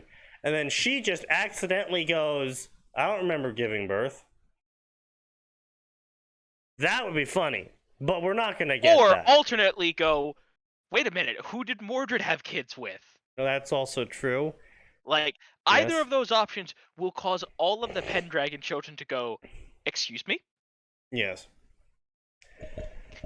And then, of course, there's the fact that there's additional room the only for comedy devils in there. in Japan. Yes. So in DxD, Phoenix, in DxD, the only location in Japan with official devil representation is in Kuo specifically. It's the Devil's. Oh, it's not only just Japan. In the entire world, it's the only location that the Devils are officially recognized as having territory in Earth. Is Kuo, Japan. I see. Now, keep in mind, they own the whole underworld, but that's not But Earth. the only- owned But the half only of place they it, have territory on Well, Earth they've is been pushed Kuo. out of half of the underworld by the fallen angels, but yes. Also, The just only another point. territory on Earth they have, besides personal properties bought by dozens of devils, but that doesn't really count as official representation. Yes. Those aren't like quote unquote a sovereign area. Just because an American buys a house in Britain doesn't mean that it's official American representation under American law, exempt from the rules, taxes, and etc. of British Yeah. land. It's Then just who the a fuck house owns owned Las by an Vegas? Probably one of the demons, but just because you own the buildings, as we just said, doesn't mean you actually have representation there, or that they would accept anything going on there. Yeah, doesn't mean that it's sovereign territory. Yeah. Like, trying to think of a great example.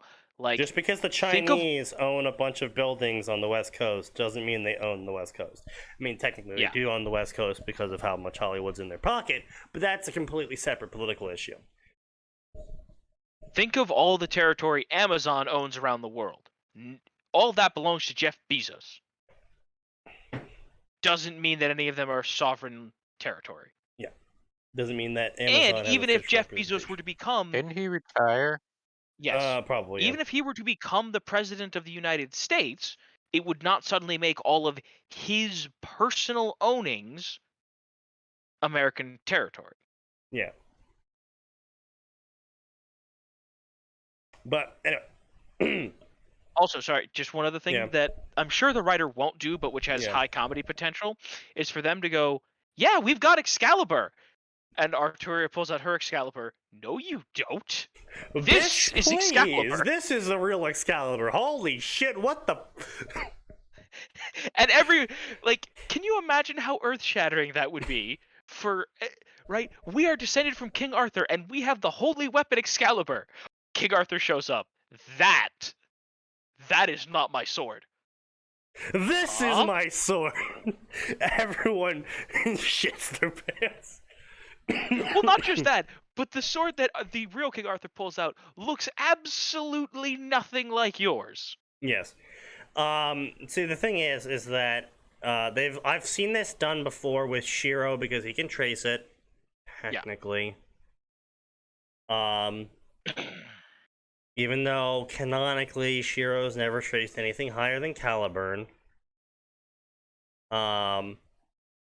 But there's a lot of reasonings given in various stories as to why Shiro can suddenly trace Excalibur, even though it's fucking fanon most of the time, but in DxD he gets away with it. That, Shiro's like, that's not fucking Excalibur, whenever they do the fake Excalibur arc, and he pulls out the real Excalibur, and everyone's like, you fucking what? Yeah, the DxD Excaliburs are split into 7.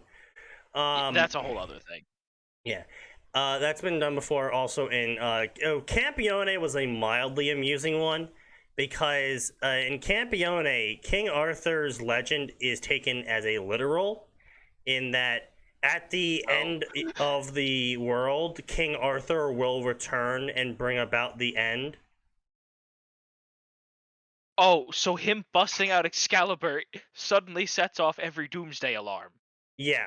So King Arthur is literally, because the legend is that King Arthur will return to Britain at the end of the world or whatever, and so in Campione they take that very literally. More specifically, Sneaky, he will return theoretically he will return at some point during the Rapture, during the final battle between the devil and not the devil, the Antichrist and Jesus, who will in fact at that time be a white dragon and a red dragon, or just fighting, depending on which interpretation you subscribe to.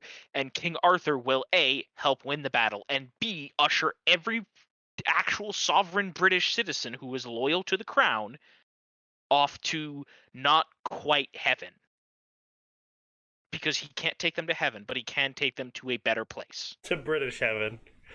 It's the very end of the Arthurian legends got so tangled up with like With religion, Christian I know. Yeah, religion. it got silly. It It's was a so fucking hot, silly. ugly Yeah. mess. It's a But really so bad anyway, mess. point being is that in Campione, Arthur is the one that brings about the end. And so basically he was sealed away, and his powers were sealed, and all of like his armor and his sword and all and the Holy Grail and all of it was separately sealed in a bunch of different locations by a bunch of different pantheons, and like they did everything they could to suppress King Arthur and the end. And So it's the theoretical idea of if we just kill Loki, Ragnarok can never happen. no, it's more like they all know, because gods are immortal in Campione. When a god Right. dies on Earth, they just return to their legend. Right. So they knew that there was no like killing King Arthur and just like be calling it a day. They were just trying Okay, to yeah, no, prolong I'm sorry, but it. it's the same idea of Yeah, they were just the trying to longer prolong we it as keep long them as from possible. doing it, Yeah. the longer Ragnarok doesn't happen. Yeah, basically, yeah. And so I've yet to see any story that actually I've seen Godslaying Blade Works kind of heavily mentioned it, as in Godslaying Blade Works, Shiro gets several allies who specifically are only there because of his connection to King Arthur, and because of his connection to Arthuria. King Arthur in Campione is like, yo, maybe this guy escapes the rapture, because for whatever reason he's cool. For some reason, I don't know. Someone's just telling me he's cool. Mhm. So a bunch of people that are King Arthur's allies are like aligned with Shiro. Mhm. But I don't think I've ever seen a good Campione story. Actually, I think I can probably stop there. But anyway, I don't think I've ever seen a good Campione story that had Saber show up and everyone goes, oh fuck. Oh shit. I've seen, Ladies and gentlemen, Hmm. we have a problem. I've seen some Campione stories try and equate gods to servants, and it's just like, that's just, they are fundamentally different things. There's a lot of things, like when you're doing magic crossovers, there's a lot you can mesh together. There's a lot you can say this equals that. But heretic gods are fundamentally different from servants. Entirely. And in Campione, heretic gods do include heroes. They include everyone with legends. So like Perseus is a heretic god. But he's like with how servants are, he is shaped in Campione, he's heavily shaped by the legends that people tell about him. So like he in Campione, he has a power to sway all the women around him to do whatever he wants them to do, because his legend has him being a womanizer. So like part of his authority granted to him by his legend is being the ultimate womanizer. I see. Yeah, it's dumb as fuck. It is the stupidest shit. I never said Campione was a good, coherent series, but it is what it is.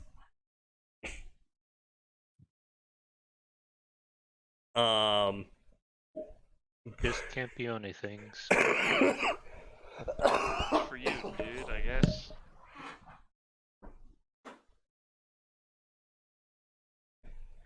Yeah, it's so anyway, this fucking story just gets worse and worse.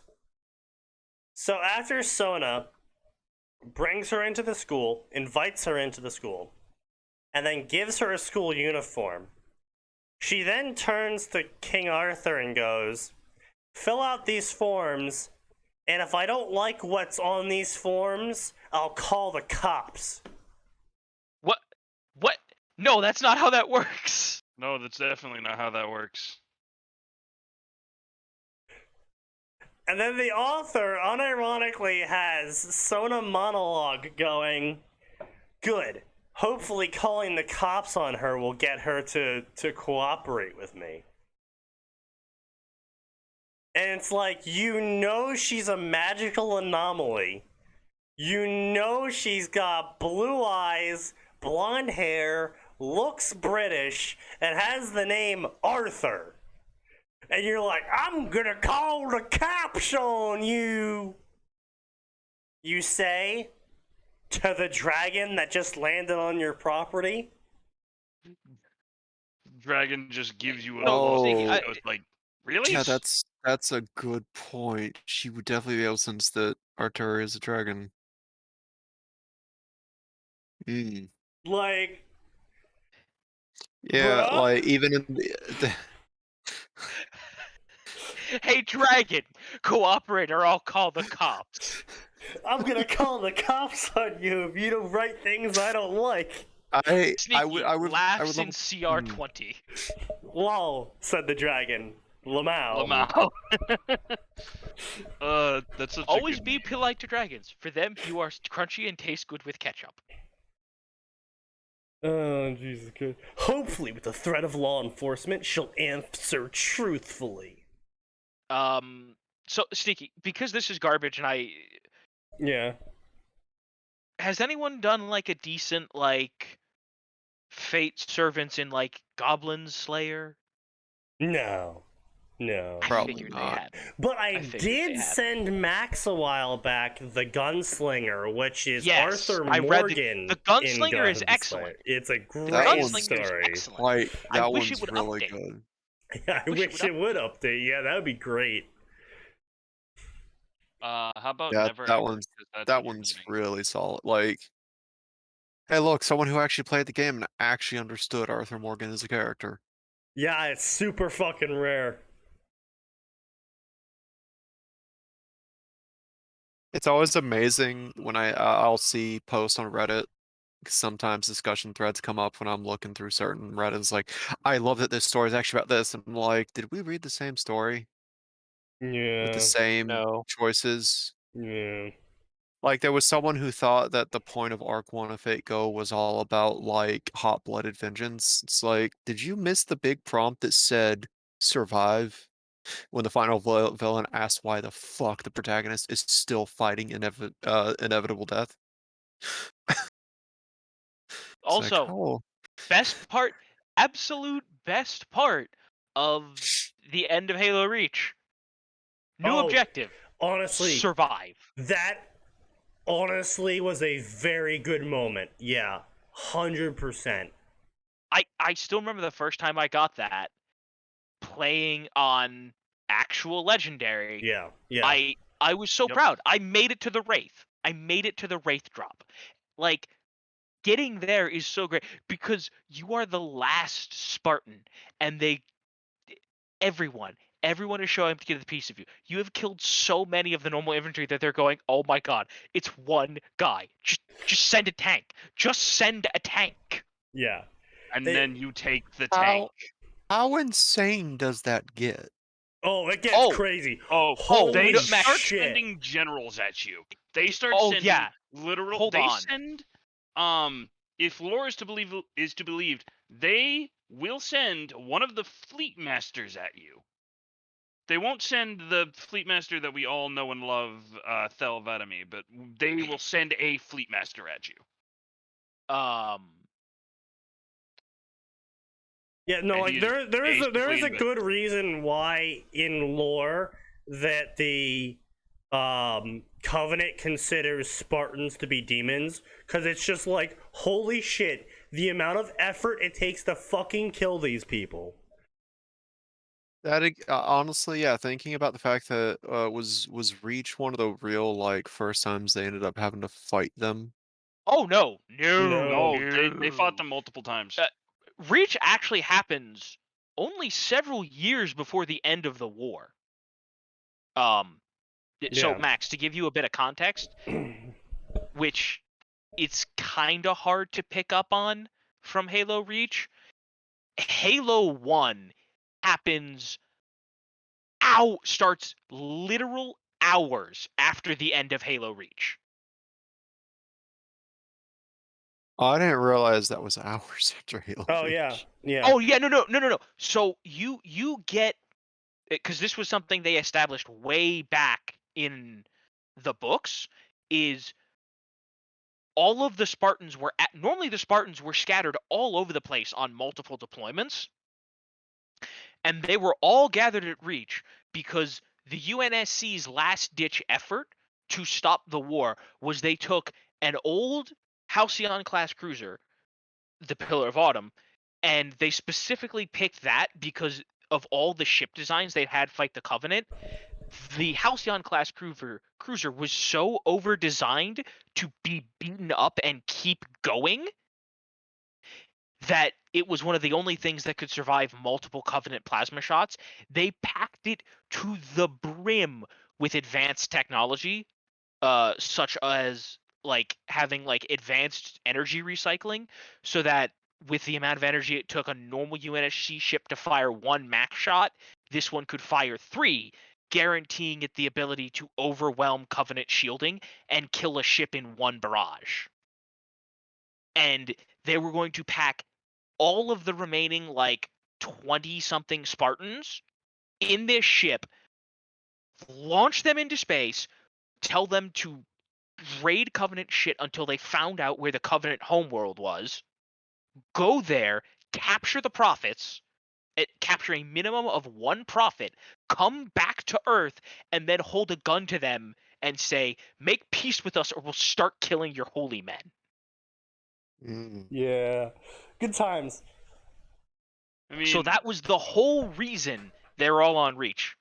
And so then you get Cortana to the Pillar of Autumn. The Pillar of Autumn blasts off, and then because of the Cole protocol, they're supposed to make a random slip space jump. But one of the things Cortana found when she was in under Halsey's basement was, I'm pretty sure these are coordinates to some kind of Forerunner place. I'll just slip these into the random jump coordinates that I'm making, because it doesn't really matter. I'm jumping us to not Earth, which is the whole point of the Cole protocol. Yeah, fair enough. Oh man, can you fucking imagine and then they jumped how to Halo. different Halo would have been? How much of a one-shot Halo would have been if Cortana didn't find those coordinates and the fucking Covenant just activated the ring?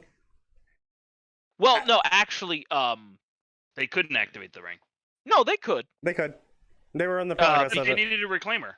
Nope. No, they actually, that particular protocol would have been overridden specifically. Right? Okay, assuming Oh, right, everything because the happened the flood, way that's that right. it did, they would have let the flood out. So Guilty Spark would basically have been able to override all the local must-have reclaimer things because, oops, the flood got out. Because he still had the key at that point. No, the he would have had to have someone get the index, but as we basically, there was like there's an emergency provision in there for, okay, you can activate all of the ring's cool stuff is locked unless there's a flood outbreak and the installation is in danger of being taken over by the flood, and then we don't care if it's a sentient rabbit that pushes the button. Push the button. Imagine how much of a one-shot Halo could have been if a single high in Destiny Guardian appeared in Halo. It would have literally been nothing different. Gotcha. It literally would have been nothing different. But the Funny thing is, in is Destiny that 1, canonically, they literally fucking make a joke about how Chief is still asleep. you like literally canonically, Master Chief, cut a swath of tens of thousands through the Covenant. like canonically nothing would have changed because they're both super soldiers that are really good at killing people, and they're human.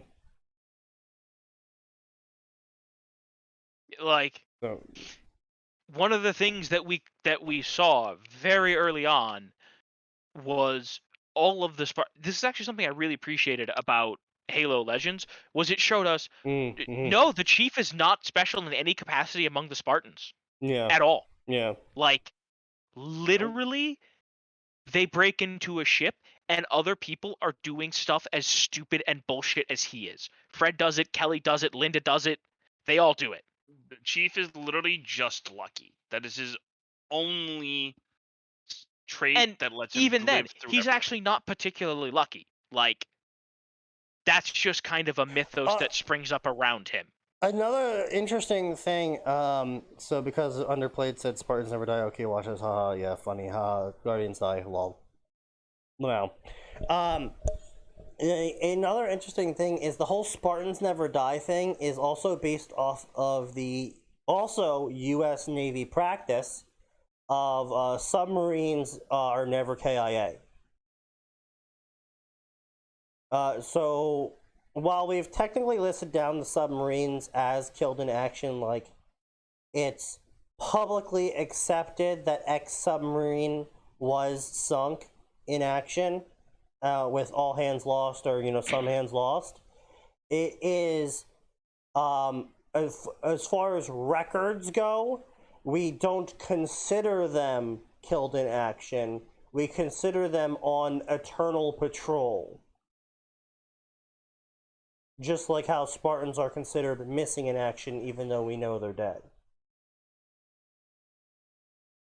It's this whole, like, in memoriam, memento mori shit that we do, which I think is kind of cool, actually. Yeah. Well, and of course, as the Office of Oni blatantly said, we can't let the troops know that a Spartan actually bid it. Right. Because then the invincible Spartans kicking the shit out of the Covenant thing goes away. Right. And that's like all that keeps our troops fighting. Even though statistically, any time the Covenant was forced into a ground war, it went horribly for them. Yeah. Like, right, that's the thing. The elites were all, ha, humans weak and puny, hurdy-dur.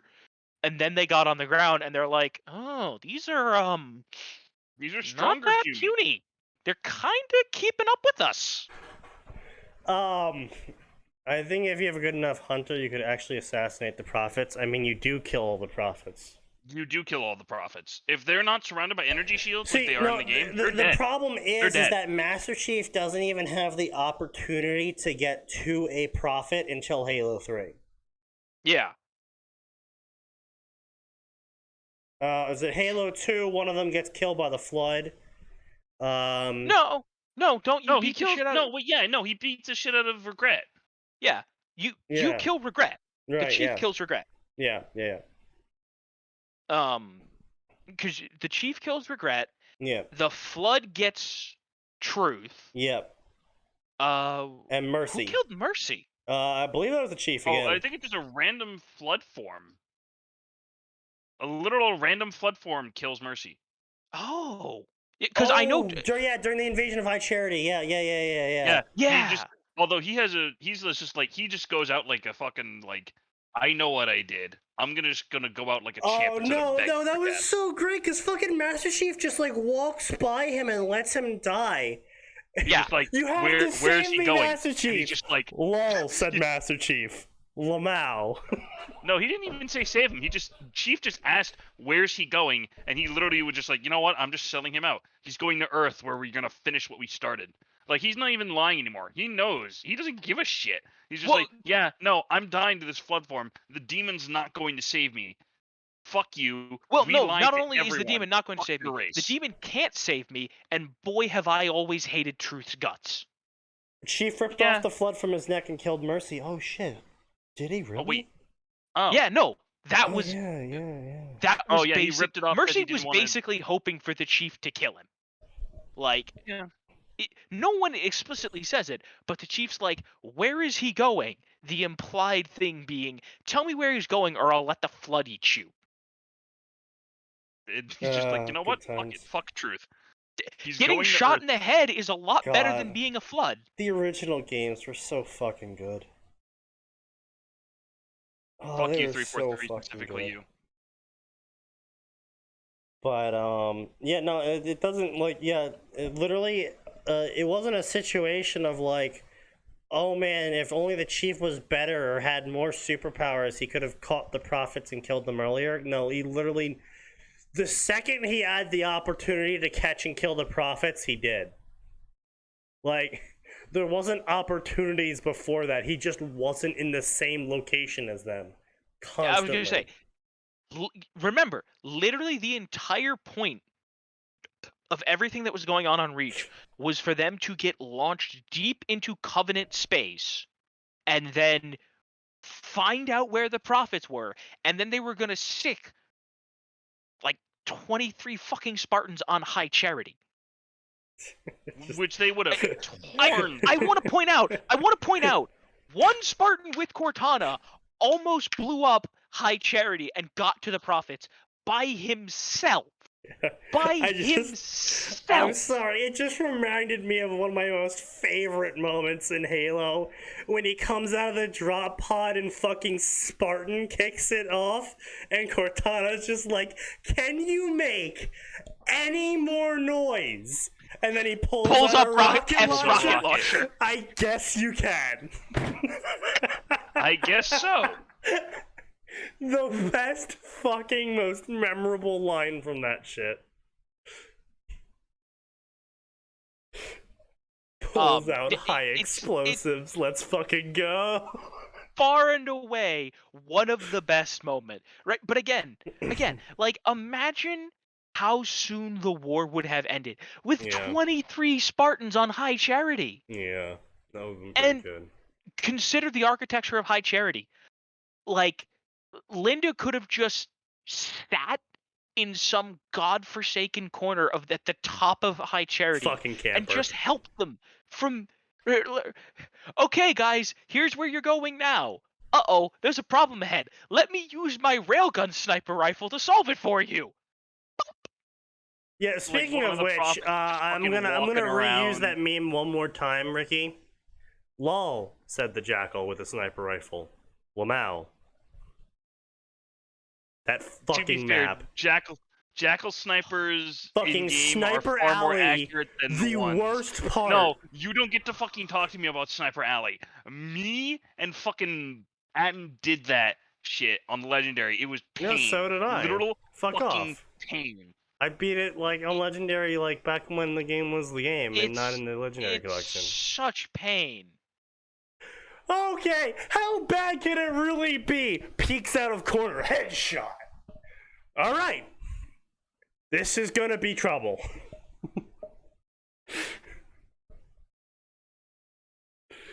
Yeah. Fuck I'm in Sniper Alley. danger. I'm in danger. Yeah.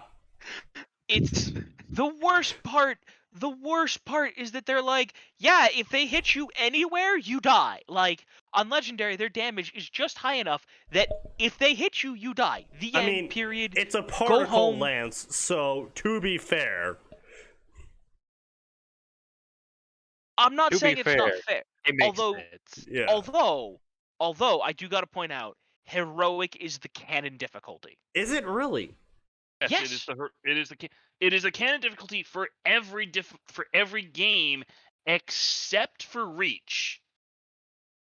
Reach's canon difficulty is Legendary. Huh. That makes sense. That makes sense, yeah. Yeah, Reach's canon difficulty is Legendary because it's like, yeah, no, there's no winning. The Spartans make it through by the skin of their teeth in that game. And not Because even you're really. fucking Spartan 3. So, back to this story so we can shit on it and go home real quick. I just want to laugh at this before we end the stream for the night. So, Sona's having her fill out a school application form with the idea that she can use the information on the school application form to look up this blonde, blue-eyed British girl in Japan. She's going to use the Japanese national database to look up this British girl in Japan. The height of dumbass. And so she's going to use this information of apparently a orphan, homeless British girl in Japan. Yeah, okay. So then Arturia starts to fill out the application. And she's like, oh man, this is going to be really difficult to make her not suspicious of me as I fill out this application. Because if I write things down wrong, I might give away I'm not from this area or time period. Arturia, you aren't in any government system in existence. It doesn't matter what you write down. You don't exist.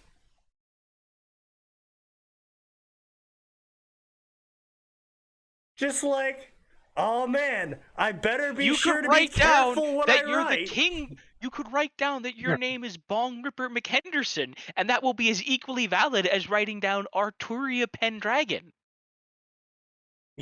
Yeah, literally, it doesn't matter what you write down. It's going to be suspicious. You don't fucking exist. That being said, I do want to see the version of Arturia, Bong Ripper 9000. This is the Arturia that discovered COD when Shiro was out one day.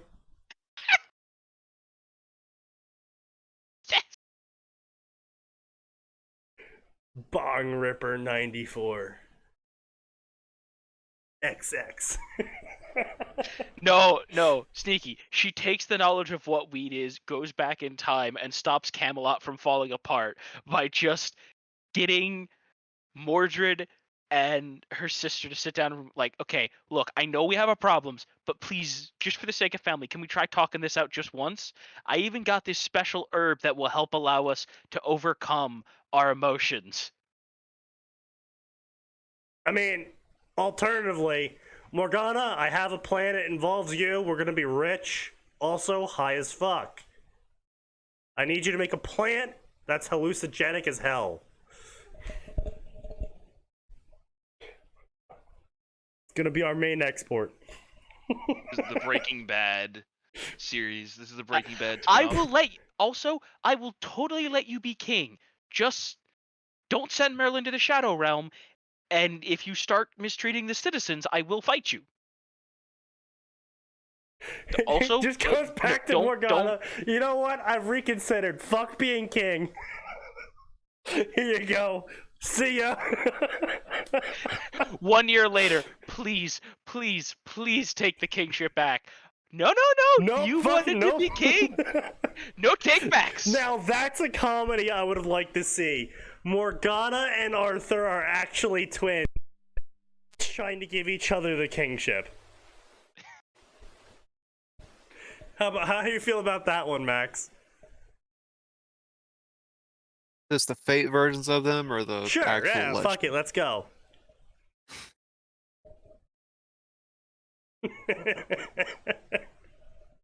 God, I feel like no matter what version of that you do, it's going to be fucking weird. I Which feel Fate version is it? well, the Arturia version, obviously. I feel like it could actually be some really good twin shenanigans, because you guys know how twins are. Have you ever seen twins in real life? Yeah. Identical twins. Nope. Where one's usually like ends up being the sporty one ends up being the brainy one, just because they can differentiate each other. Yes.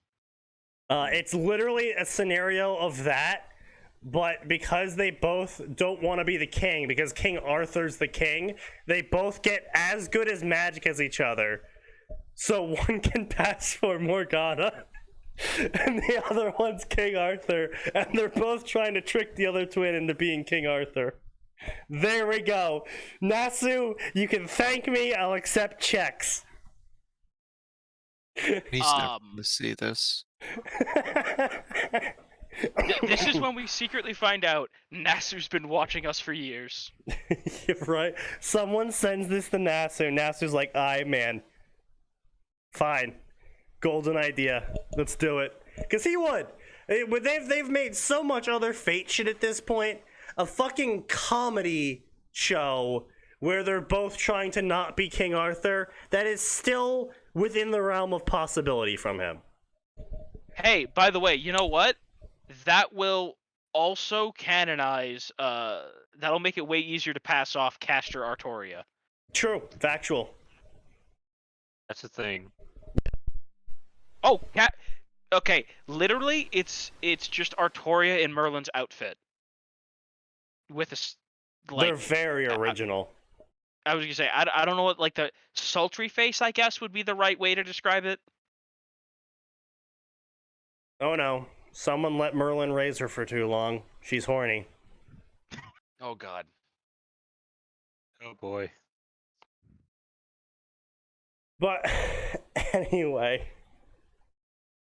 Oh, fucking Christ. How does guys, how does the entirety of the Fate story, of the Fate universe change if just every time Merlin was a horny bastard, Corone showed up and balked him? It'd be really weird, to be honest. It would be weird. But Maybe, think of quite all the weird. tragedy that could be averted. I'm gonna go hit on this woman. Bonk. Ow, what the fuck? But anyway, that's neither here nor there. It is now 9:07, which means it is time to bid everyone a farewell. We will see ya maybe Tuesday. Who the fuck knows at this point? Anyway, we're out of here. But there will be another episode. Because there is always more. And it always gets worse.